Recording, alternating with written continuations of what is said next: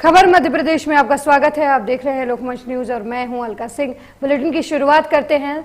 Unlock की प्रक्रिया शुरू होते ही शहर में अपराधियों के हौसले बुलंद होने लगे हैं, जिसका एक नमूना हरिनगर थाना क्षेत्र के भानगढ़ में देखने को मिला, जहां ईंट भट्टे में अज्ञात युवक की लाश मिलने से क्षेत्र में हड़कंप मच गया। वहीं सूचना मिलते ही पुलिस के आला अधिकारी मौके पर पहुंचे और मामले की जांच शुरू कर दी।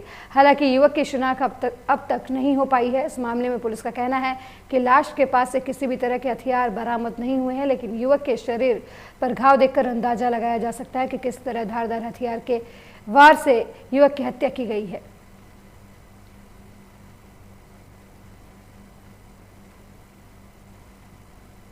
थाना हीरानगर क्षेत्र के अंतर्गत ये भानगढ़ ग्राम में ये एक भट्टा है, ईंट का भट्टा। आज हमें थोड़ी देर पहले सूचना मिली कि यहाँ पर एक व्यक्ति की, जिसकी उम्र कम से कम 25 से 30 वर्ष के आसपास होनी चाहिए, उसकी लाश क्षतविक्षत हालत में पाई गई है। मौके पर हम लोग पहुँचने पर हमें पाया गया कि ये व्यक्ति है जिसके पेट में अधिकतर एक चाकू के कुछ घाव हैं, और संभवतः शायद चाकुओं से ही होना चाहिए। बहुत कुछ 8 से 10 घाव अभी प्राइमा फेसी पता चले हैं कि उसको हैं। अभी फ़िलहाल आइडेंटिफाई करने की हम बॉडी को कोशिश कर रहे हैं। प्रदेश सहित इंदौर शहर में जूनियर डॉक्टरों के काम पर लौटने से स्वास्थ्य व्यवस्था फिर से एक बार पटरी पर लौटती नजर आ रही है। रविवार देर रात तक जूडा एसोसिएशन के पदाधिकारियों की बैठक भोपाल में कैबिनेट मंत्री विश्वास सारंग सहित अन्य नेताओं के साथ की गई और 6 सूत्रीय मांगों को लेकर उन्हें आश्वासन दिया गया। इसी आश्वासन को देखते हुए जूनियर डॉक्टरों एक बार फिर सरकारी हॉस्पिटल में मरीजों के उपचार के लिए लौटने लगे हैं। जूनियर डॉक्टरों का कहना है कि उन्हें मरीजों का ख्याल है, इस वजह से काम पर वापस लौट रहे हैं।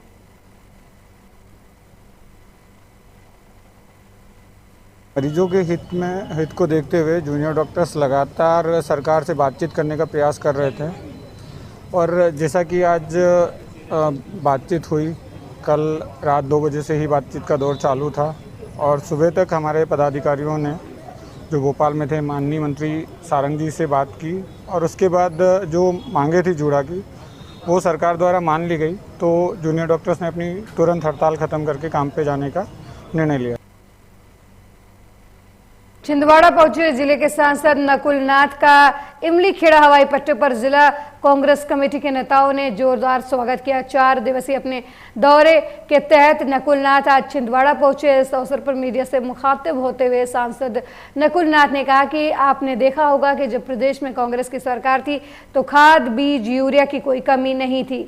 कोरोना काल में जब मैं पिछली बार आया था तो हर ब्लॉक में जाकर वहां की स्थिति को देखा। यूरिया खाद की रैक लगी रही थी, किंतु किसानों को खाद नहीं पहुंच रही थी। इस दौर में जिले के हर ब्लॉक में जा रहा हूं, किसानों से खुद जानना चाहता हूं कि उनकी समस्याएं क्या हैं, और अब किसानों से उनकी समस्याओं को सुनने के बाद इसकी पूरी समीक्षा करूंगा। उसके बाद मुख्यमंत्री को पत्र लिखूंगा।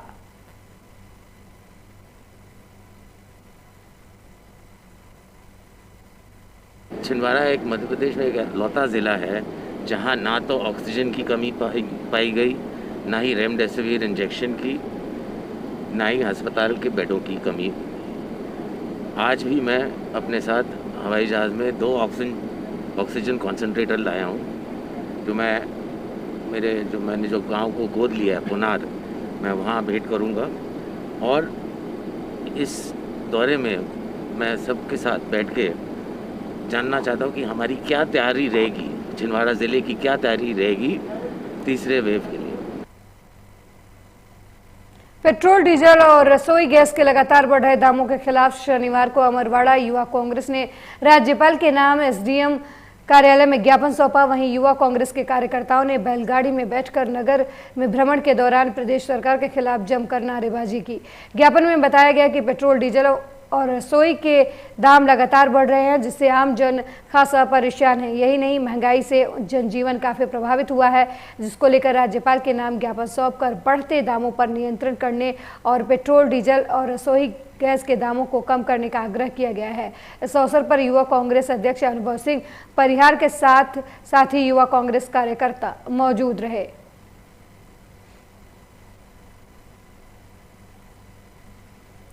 अमरवाड़ा में कांग्रेसियों ने राज्यपाल के नाम ज्ञापन एसडीएम को सौंपा और पेट्रोल, डीजल के बढ़ते दामों को लेकर ये ज्ञापन सौंपा गया। ज्ञापन में कांग्रेसियों ने राज्यपाल से पेट्रोल डीजल की कीमतों को कम करने और रसोई दाम की कीमतों को कम करने की मांग की। इस दौरान कांग्रेसियों ने बैलगाड़ी से विरोध प्रदर्शन किया।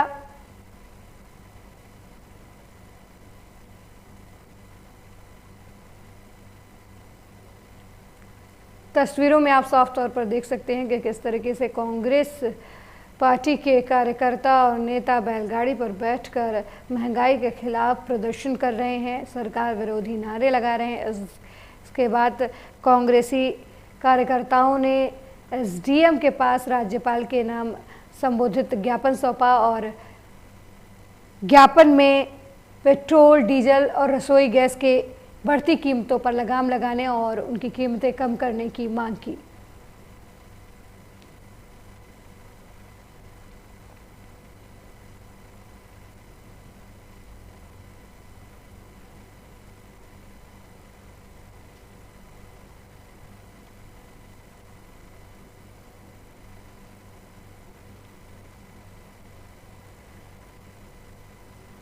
आज अमरवाड़ा युवा कांग्रेस की ओर से ज्ञापन दिया गया, जिसमें हमारी मुख्य रूप से मांग थी कि जो आए दिन पेट्रोल और डीजल के दाम और रसोई गैस के दाम बढ़ रहे हैं, उसको लेकर हमने आज एसडीएम साहब के यहाँ महामहिम राज्यपाल महोदय के नाम ज्ञापन दिया कि हमारी मांगों को जल्द से जल्द पूरी की जाए।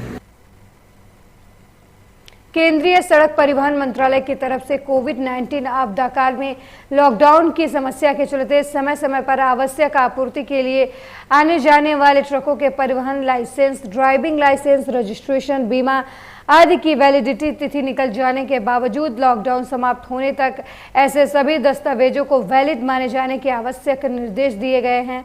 सभी प्रदेशों के समस्त संबंधित विभागों को ये आदेश जारी किए गए हैं, लेकिन इसके बावजूद ट्रक चालकों को अनावश्यक रूप से परेशान करते हुए अवैध वसूली की जा रही है।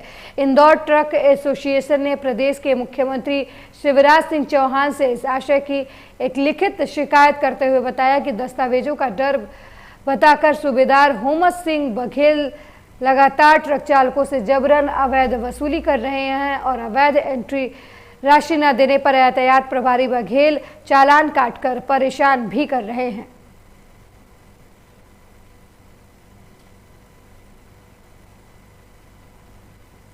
दतिया में ट्रक एसोसिएशन ने मुख्यमंत्री के नाम पत्र लिखा है और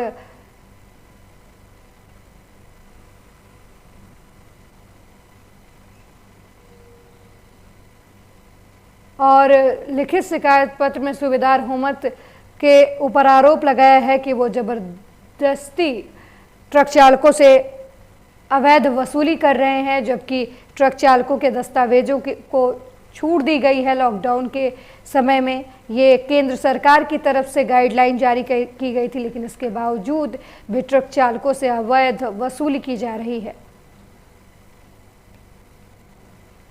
जब भारत सरकार ने 30 जून तक सभी परिवहनकर्ताओं को कागजों में छूट दी गई है, उसके बाद भी उन्हें डर दिखाकर उनसे अवैध वसूली की जा रही है। जब आपके शहर में भ्रष्टाचारी का ये आलम है, तो पूरे मध्य प्रदेश का क्या आलम होगा। बड़ी खबर भोपाल से है, जहां शराब की दुकान पर लाठियां चली हैं। शराब की दुकान पर पुलिस वाले जमकर लोगों की पिटाई कर रहे हैं। रात 11:30 बजे तक दुकान खुलने के आदेश के बाद भी पुलिस शराब नहीं बिकने दे रही है। राजधानी भोपाल की शराब की दुकान का वीडियो वायरल हो रहा है, जिसमें पुलिस लोगों की लाठी डंडों से पिटाई करते हुए नजर आ रही है। बड़ी जानकारी आपको भोपाल से दे रहे हैं, जहां शराब की दुकान पर लाठियां चली हैं। शराब की दुकान पर पुलिस लोगों की जमकर पिटाई कर रही है, जबकि रात 11:30 बजे तक शराब की दुकानों को खोलने का आदेश सरकार की तरफ से दिया गया है। उसके बावजूद भी पुलिस वाले शराब नहीं बिकने दे रहे हैं। आपको बता दें कि राजधानी भोपाल की शराब की दुकान का वीडियो सोशल मीडिया पर वायरल हो रहा है, जिसमें पुलिस वाले लोगों की पिटाई करते हुए नजर आ रहे हैं।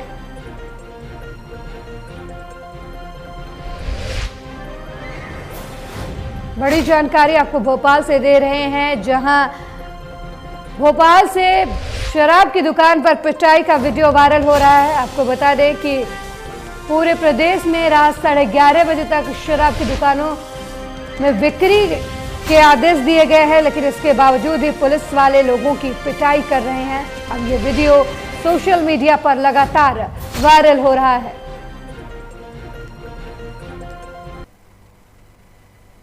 मध्य प्रदेश की लाइफलाइन कही जाने वाली पुण्य सलीला मां नर्मदा का सौंदर्य आज कुरूप और बदनुमा होकर गड्ढों में तब्दील हो गया है। जिले के हंडिया तहसील क्षेत्र में जहां एक और प्रशासन और सत्ता के नाक के नीचे चल रही बड़ी बड़ी पैकलैंड मशीनों से मध्य क्षेत्र नर्मदा में रेवा मैया का सीना छलनी कर रहे रेत विनाशकारी लोगों पर कोई कार्रवाई नहीं होने से इनके हौसले लगातार बढ़ रहे हैं। रेत माफिया द्वारा खुलेआम प्रशासन में बैठे जिम्मेदार लोगों के शय पे प्रतिबंधित खदानों से दिन रात खनन किया जा रहा है। जिले के हंडिया टिमरनी तहसीलों के अंतर्गत आने वाले गांव बगलातर, मनोहरपुरा, मेंदा, गोयत, जलौदा, सिनगोनभौरी नर्मदा रेत खदानों से दिन रात मशीनों से अवैध खनन होने के बाद भी जिम्मेदारों की बड़ी लापरवाही सामने आ रही है। ग्रामीणों द्वारा बार बार कई सवाल सरकार और माफियाओं को लेकर उठाए जा रहे हैं कि क्या अवैध उत्खनन और जिम्मेदारों पर कार्रवाई प्रशासन की तरफ से की जाएगी या प्रशासन सिर्फ रटा रटाया जवाब देता रहेगा।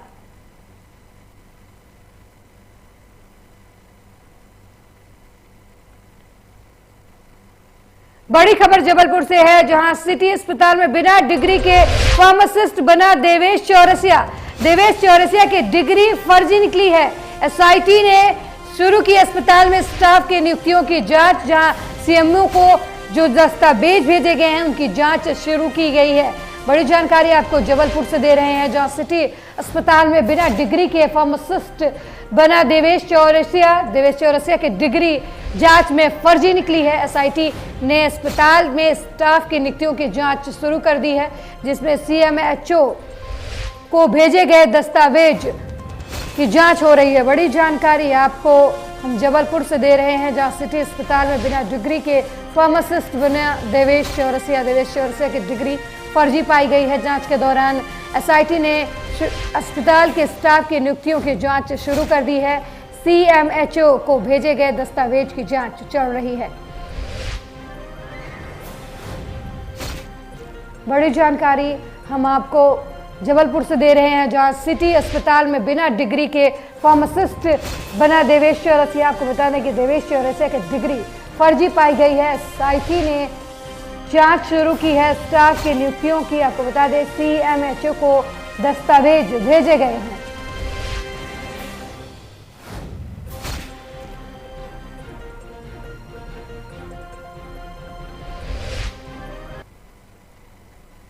अगली खबर जबलपुर से है, जहां ब्लॉक कांग्रेस कमेटी रांझी खमरिया ने आज रांझी नगर निगम जोन 10 के संभागीय अधिकारी उमेश टोपरे को 4 सूत्रीय मांगों को लेकर ज्ञापन सौंपा गया, जिसमें विशेष तौर से कुछ मांगे की गई, जिसमें कहा गया कि जल्द से जल्द रांझी के 5 वार्डों में खंभे में लगी लाइट की व्यवस्था सुधारी जाए, जिसका रांझी का प्रत्येक नागरिक टैक्स देता है, जो अभी आधे से ज़्यादा बंद है। बारिश के पहले रांझी के हर वार्ड की प्रत्येक घर की नालियों को साफ कराया गया है। बारिश के पहले रांझी के 5 वार्डों में जिन भी रोडों से गड्ढे हैं, पूरे ब्लॉक को सैनिटाइज किया जाए। वहीं सुधीर सोनू दुबे द्वारा बताया गया कि यदि अगर नगर निगम इन सभी कार्यों को नहीं करवा सकता तो रांझी जोन 10 के संभागीय अधिकारी उमेश टोपरे ये घोषणा करें कि नगर निगम द्वारा सफाई, प्रकाश और रोड का जो टैक्स लिया जाता है वो नगर निगम माफ करेगी।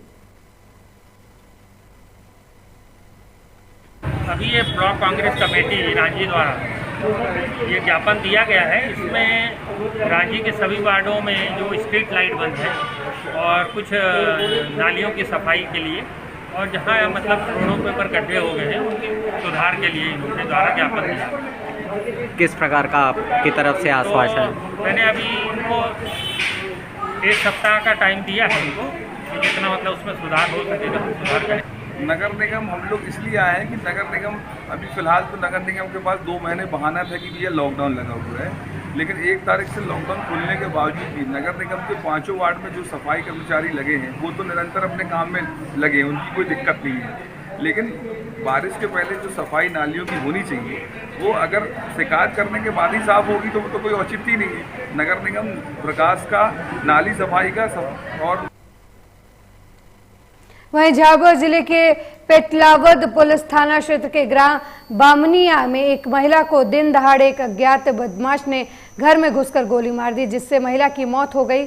बामनिया में अमरगढ़ रोड पर रहने वाली महिला नर्मदा बाई को एक अज्ञात व्यक्ति के द्वारा गोली मार दी गई। बताया जा रहा है कि महिला घर के रसोई में काम कर रही थी। इस दौरान अज्ञात व्यक्ति ने घर में घुसकर महिला को पीट दिया और सीने में 2 गोली मार दी। गंभीर रूप से घायल महिला को अस्पताल ले जाया गया, जहां महिला को मृत घोषित कर दिया गया। वहीं इस मामले में पुलिस अधीक्षक आशुतोष गुप्ता का कहना है कि पुलिस इस हत्याकांड का जल्द खुलासा कर आरोपियों को सलाखों के पीछे पहुंचाएगी। दूसरी ओर परिजन अस्पताल प्रबंधन पर लापरवाही और उपचार में देरी का आरोप लगा रहे हैं।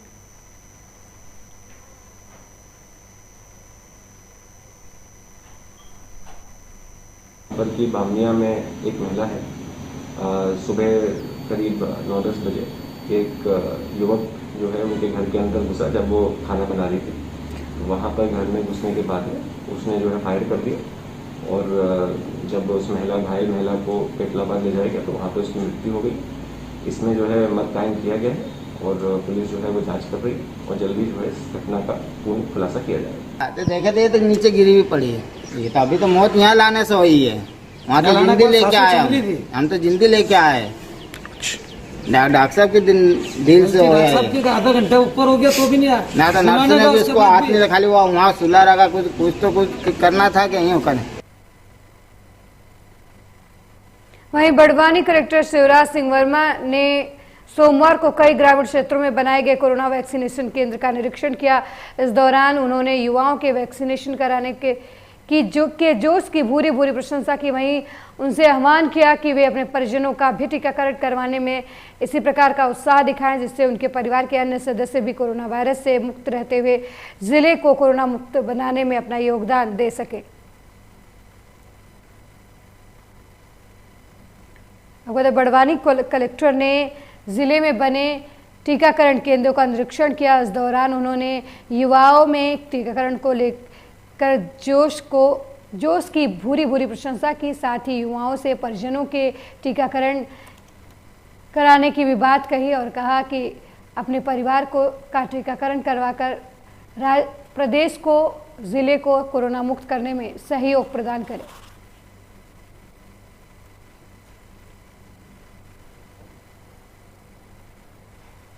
कोरोना महामारी के भयावह रूप के चलते क्षेत्र में हर किसी ने अपने रिश्तेदारों को खोया, लेकिन बहुत से लोगों की अस्थियां लॉकडाउन और अन्य कारणों से विसर्जित नहीं हो पाई और वैसे ही जगह जगह पर रखी हुई हैं।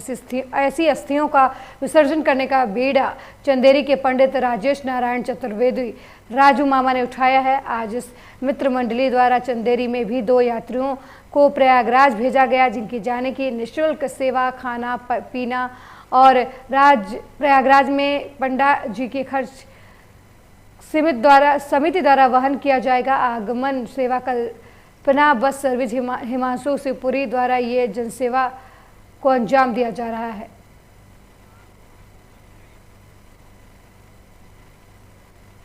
चंदेरी में राजू पटेरिया द्वारा जिन लोगों की अस्थियों का विसर्जन नहीं हुआ है, उनकी अस्थियों का विसर्जन का सारा खर्च उठाया जा रहा है। इसी क्रम में प्रयागराज में 2 और लोगों को अस्थियों के साथ भेजा गया है, जिनका पूरा खर्चा राजू पटेरिया की तरफ से उठाया जाएगा।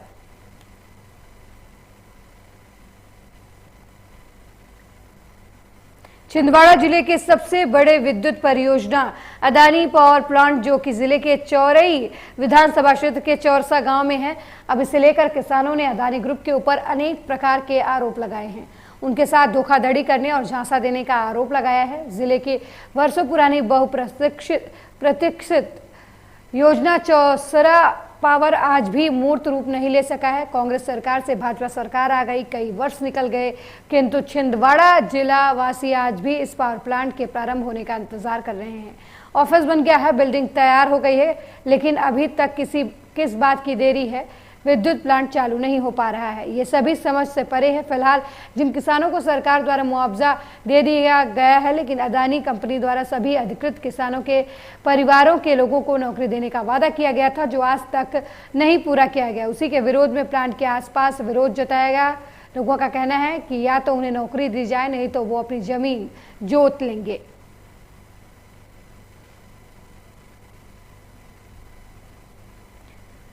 छिंदवाड़ा में किसानों ने अदानी ग्रुप पर धोखाधड़ी का आरोप लगाया है। आपको बता दें कि छिंदवाड़ा में पावर प्लांट के लिए सरकार ने ग्रामीणों की ज़मीन अधिग्रहित की थी, जिसमें अदानी ग्रुप ने ये वादा किया था कि पावर प्लांट में जिन लोगों की ज़मीन अधिग्रहण की गई है उन्हें नौकरी दी जाएगी, लेकिन अदानी ग्रुप की तरफ से अपने इस वादे को पूरा नहीं किया गया, जिससे नाराज ग्रामीणों ने प्रदर्शन किया। ग्रामीणों का कहना है कि अगर उन्हें नौकरी नहीं दी गई तो वो अपनी खाली ज़मीनें जोत लेंगे।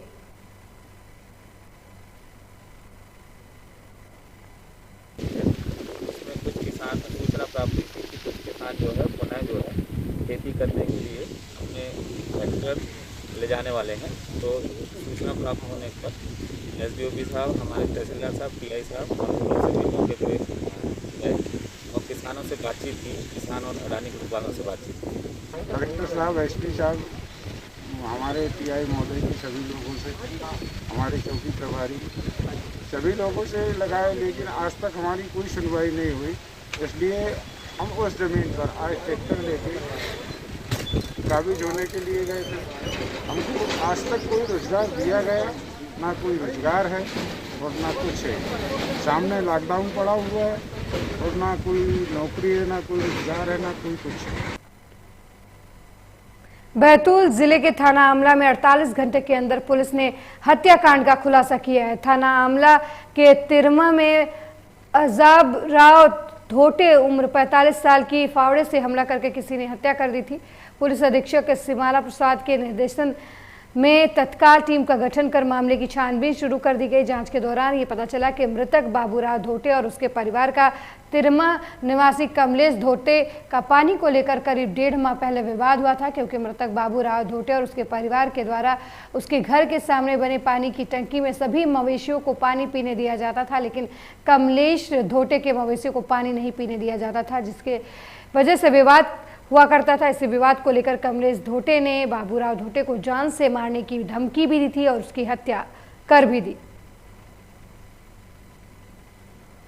3 तारीख की दरमियानी रात को संदेही अपने फ़ोन पे बात करते हुए शराब के नशे में जहां मृतक जानवर के बाड़े में सोता था प्रत्येक रात को, वहां बाड़े में गया और उनकी आपस में किसी बात को लेकर वाद विवाद हुआ। बातचीत के दौरान ही आरोपी ने जो मृतक के पास में एक फावड़ा रखा हुआ था, उस फावड़े से मृतक पर वार किया और कई बार किए और नृशंस हत्या कर। मंदसौर जिले की श्यामगढ़ थाना पुलिस ने 8 लेन एक्सप्रेस हाईवे से चोरी करने वाले चोरों के विरुद्ध बड़ी कार्रवाई की है। TI गोपाल सूर्यवंशी ने बताया कि पुलिस को 8 लेन से चोरी किए गए 2,50,000 का लोहा, जिसमें 4 लेन सड़क में प्रयुक्त होने वाले इंस्ट्रूमेंट और वाहनों में प्रयुक्त होने वाले टूल्स शामिल हैं। आरोपी बदमाश श्याम सिंह के घर से बरामद किया है। आरोपी श्याम सिंह ने घर के बाड़े में चोरी किया हुआ सामान रखा था। सकुले की तलाशी के दौरान मौके से पुलिस ने 20 पेटी अवैध विदेशी शराब भी जब्त की। हालांकि पुलिस आरोपी को गिरफ्तार नहीं कर पाई है। आरोपी श्याम सिंह पहले से ही फरार बताया जा रहा है। फरार आरोपी श्याम सिंह की चोरी सहित अवैध शराब के मामले में तलाशी जारी है। मंदसौर में पुलिस ने एक चोरी का बड़ा खुलासा किया है। 8 लेन हाईवे पर हुई चोरी का खुलासा करते हुए पुलिस ने 2.5 लाख के चोरी किए हुए लोहे के सामान बरामद किए हैं। आपको बता दें, आरोपी के घर की तलाशी के दौरान पुलिस ने शराब की पेटियां भी बरामद की हैं। हालांकि आरोपी श्याम सिंह मौके से फरार है, जिसकी तलाश अभी की जा रही है।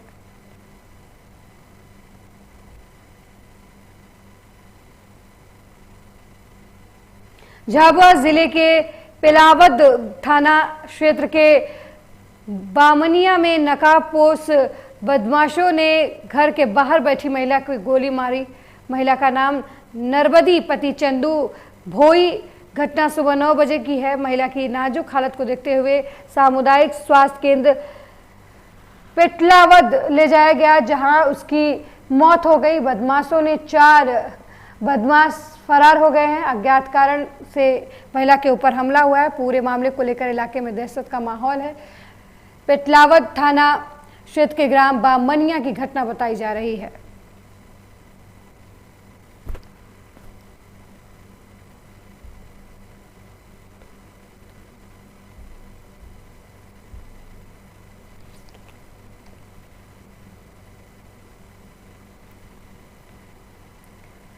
झाबुआ में महिला को अज्ञात बदमाशों ने गोली मार दी। बता दें महिला की मौत हो गई है। फिलहाल पुलिस अज्ञात बदमाशों की तलाश कर रही है।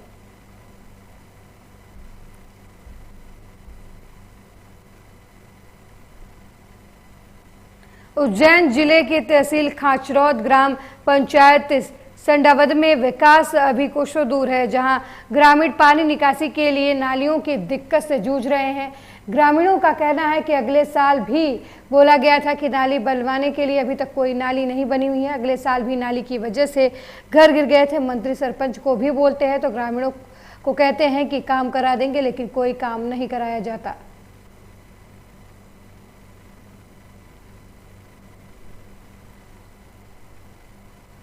पन्ना के ग्राम कटरा का एक वीडियो सोशल मीडिया पर वायरल हो रहा है, जिसमें विधवा महिला से मारपीट के बाद दबंग बेखौफ पुलिस के सामने नजर आ रहे हैं। साथ ही महिला को पुलिस के सामने धमकी भी दे रहे हैं। मामला एक छोटे से जमीन के टुकड़े का है जो पुष्पा वाजपेयी का है। गांव में पति के गुजर जाने के बाद छोटी सी जमीन से खेती करके परिवार का भरण पोषण करती हैं और हंसी खुशी अपना जीवन व्यतीत कर रही थी, मगर पास ही में रहने वाले लक्ष्मी उमरे ने इन्हें अकेला जानते हुए इनकी ज़मीन पर कब्जा करना चाहा। विधवा पुष्पा वाजपेयी और उनकी बेटी ने ऐसा करने से मना किया तो उन पर जानलेवा हमला कर दिया गया, जिससे जिनके सिर पर चोटें आई और उनके बच्चों को भी काफ़ी चोटें आई हैं। पीड़ित परिवार ने पुलिस पर मामले की गंभीरता से न लेने का आरोप लगाया है और आरोपियों को छोड़ने का भी आरोप लगाया है। जमीन आते हमारी बाड़ी लगी रही, वो आया तो हमारी बाड़ी उखाड़ने लगा। फिर इतने हम मना किए, बस इतने में वो उखाड़ तो हम लोगों को मारने गाली गलौज करने लगा। बहुत उटपटांग गाली दी और कुल्हाड़ी डंडा जो कुछ भी पाया सब कुछ मारा, बिल्कुल खून में खर्ची कर दी। पुलिस में आपने शिकायत की? पुलिस में शिकायत की हमने, तो वो थाना ले गए, हमें बुलाई ले गए वो थाना। पुलिस की कार्रवाई से संतुष्ट है? नहीं है हम संतुष्ट। छोड़ दिया उसको? हाँ। ग्राम पंचायत के विधवा में वहाँ पे लक्ष्मी उमरे वो कल रात से हम लोग को गाली गलौज कर रहा था। आज सुबह भी जब हम लोग सोकर उठे बाहर आ गए, घर के बाहर गाली गलौज करने लगा और हमारी ज़मीन पे कब्जा करने लगा। हमारी बाड़ी पहले ही लगी हुई थी तो बाड़ी अड़ी उखाड़ने लगा। बाड़ी तो हम लोगों ने मना किया, जब उसका विरोध किया तो हम लोगों को लाठी डंडे उठा के दौड़े सब मारने। और हमारी मम्मी आई थी पहले, मम्मी को पड़ गई लाठी और कुल्हाड़ी, धारदार कुल्हाड़ी के पीछे वाला जो हिस्सा था उससे सर पे मार दिया तो सर पे खून बहने लगा। हाँ, और उसके बाद में पुलिस के सामने ही जान से मारने की धमकी दी। बोल रहा था कि जान से मार डालेंगे और हम अपना घर बेच देंगे और तुम लोगों को यहाँ रहने नहीं देंगे। ग्राम तिलकुआ में जिस प्रकार एक विधवा महिला के खिलाफ दबंगों ने अत्याचार किया, उसका सर फोड़ दिया, तो ये निश्चित तौर पर समझ में नहीं आ रहा है कि ये प्रदेश अध्यक्ष और सांसद महोदय मंत्री जी के क्षेत्र में हो क्या रहा है। एक तरफ भाजपा के मंडल अध्यक्ष, दूसरी तरफ एक विधवा महिला के खिलाफ जिस प्रकार का अत्याचार हो रहा है, कहीं ना कहीं कानून व्यवस्था बिल्कुल चरमरा गई है। या तो हम कहें तो कानून व्यवस्था को भाजपा के बड़े नेताओं का, पुलिस को दबंगों का संरक्षण है, तभी तो इन दबंगों का इस तरीके से अत्याचार हो रहा है। कल सुबह जाकर एसपी साहब से मुलाकात करेंगे, धारा 327 लगाने की मांग करेंगे और जल्द से जल्द उस दबंग के खिलाफ FIR करें, क्योंकि जिसने सरेआम पुलिस के सामने बोला है कि मैं जान से मार दूंगा, उसके हौसले कितने बुलंद हैं आप इस बात से उसका अनुमान लगा।